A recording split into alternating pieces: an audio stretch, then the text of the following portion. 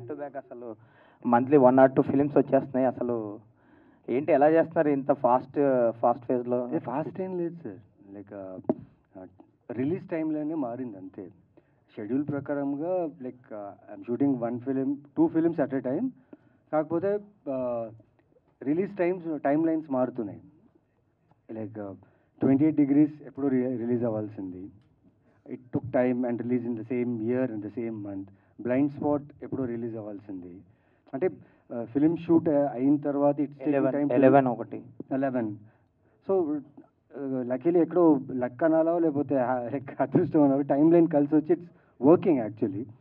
But నేనైతే time లైన్లో shoot చేస్తున్నా, but releases time line miss అవుతున్నా అంతే. ఓకే, రీసెంట్గా అందాల రాక్షసి రిలీజ్ అయింది, మీరు ఒక స్టెప్ రీక్రియేట్ చేశారు, మళ్ళీ అది బాగా వైరల్ అయింది.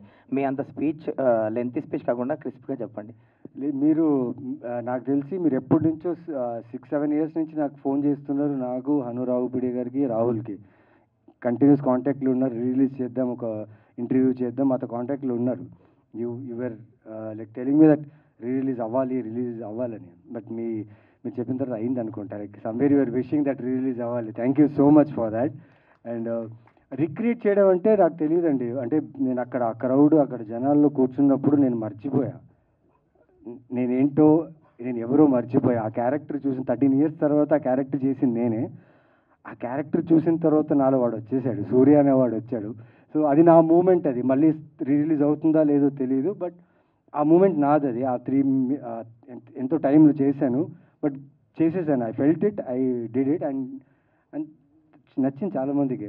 థ్యాంక్ యూ అంతే. శేఖర్ గారు సూర్య. అండ్ ఈ సినిమా క్యారెక్టర్ పేరు కూడా సూర్య అనమాట. సో 13 సంవత్సరాల్లో ఎక్కడ నాకు మధ్యలో సూర్య అనే క్యారెక్టర్ పేరు రాలేదు. So I think after 13 years for this film I got Surya. Something is connected to me అంతే. ఆల్ ది బెస్ట్ అండి. శేఖర్ గారు. Hi bro. ఇది ఇలాంటి స్క్రిప్ట్స్కి బీజిఎం అనేది చాలా ఇంపార్టెంట్. ఎంత ఛాలెంజింగ్ అనిపించింది ఈ సినిమాకి బీజిఎం చేయడం? ఎస్పెషల్లీ కొన్ని బ్లాక్స్ ఉన్నాయి కదా, ఈ మర్డర్ మిస్టరీ ఇదంతా చాలా చాలా డిఫరెంట్ కాన్సెప్ట్. సో ఇలాంటి కాన్సెప్ట్స్ ఇప్పుడు బేసిక్గా మనం మలయాళంలో అట్లా చూస్తాము. సో మోస్ట్లీ ఇలాంటి కాన్సెప్ట్స్ అన్నీ ఇవాళ హిట్ అవుతున్నాయి. సో ఈ కాన్సెప్ట్స్ నేను అలా మూవీస్ చూసి సో ఇంకా దీంట్లో ఇంకా కొత్తగా ఎలా చేస్తాము. And main support from the director. So ఆయన మనం ఎక్కడన్నా ఎక్కువ కమర్షియలైజ్ దానికి వెళ్తున్నా కూడా సో స్టార్టింగ్ కొంచెం ఇలా కాదు, ఈ అప్రోచ్లో వెళ్దాము అని ఒక డిస్కషన్స్ జరుగుతూ సో ఓవరాల్గా చూసేటప్పటికి ఇట్ కేమ్ రియలీ వెల్.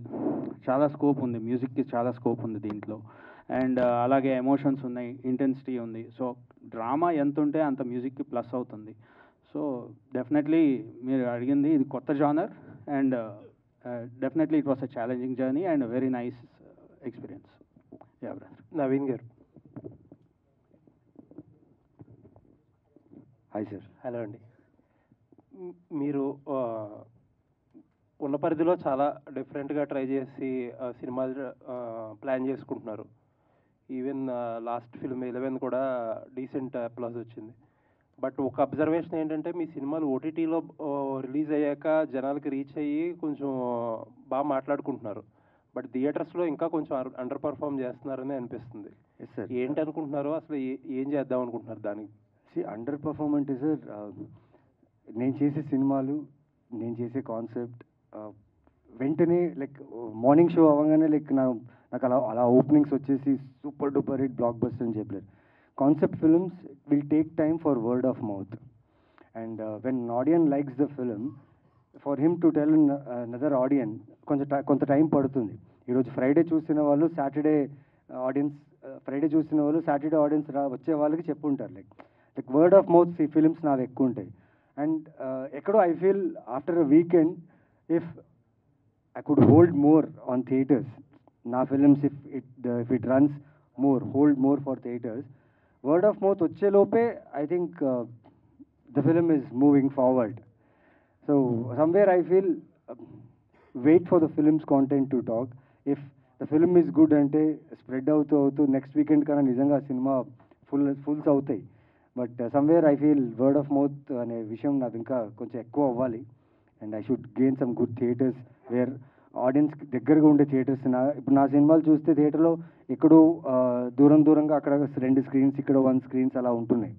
అయినా వెళ్ళి చూస్తున్నారు కదా సార్. అందుకంటే I feel so great about it and gratitude about it. But still I'm trying my best film by film and hopefully one day like మీరు చెప్పినప్పుడు ఓటీటీ నుంచి థియేటర్కి స్ట్రాంగ్గా audience will support me and love me sir. But అంటే మీరు అన్నట్టు ఒక niche films చేస్తున్నప్పుడు, ఒక డిఫరెంట్ జోనర్ ఫిల్మ్స్ చేస్తున్నప్పుడు ప్రమోషన్స్ కూడా కొంచెం డిఫరెంట్గా ఎక్కువ ఐబాల్స్ గ్రాప్ చేసేలా ఉండకుండా కొంచెం ట్రెడిషనల్ అప్రోచే వెళ్తున్నారు మీరు అబ్జర్వ్ చేస్తే. ప్రెస్ మీట్స్ లేకపోతే ఈవెంట్స్ ఇలాగా దాన్ని డిఫరెంట్గా ఏదైనా ప్రమోట్ చేస్తే ఇంకా, ఎందుకంటే ఆబ్వియస్లీ మీరు చేసే films they require more different promotion. Yes sir. అలా ఏదన్నా ప్లాన్ చేసుకోవాలేమో కదా సార్. ఇప్పుడున్న సిచ్యువేషన్లో సార్ సినిమా అనే కాదు సార్, ఎవ్రీ ఫీల్డ్కి ఒక రకమైన ప్రమోషన్స్ జరుగుతున్నాయి. Take it for a small shop, petty shop also they are doing promotion properly now. ఎలా అంటే సార్ నాకు తెలీదు మేము చేసే ప్రమోషన్ నిజంగా ఆడియన్కి రీచ్ అవుతుందా నాకు తెలియట్లేదు సార్. అంటే ప్రతి సినిమాకి ప్రమోషన్ చేస్తున్నాం, లైక్ ఎలా చేయాలి అనేది ఒక రూల్ ఉంది కదా sir, how the film should be promote.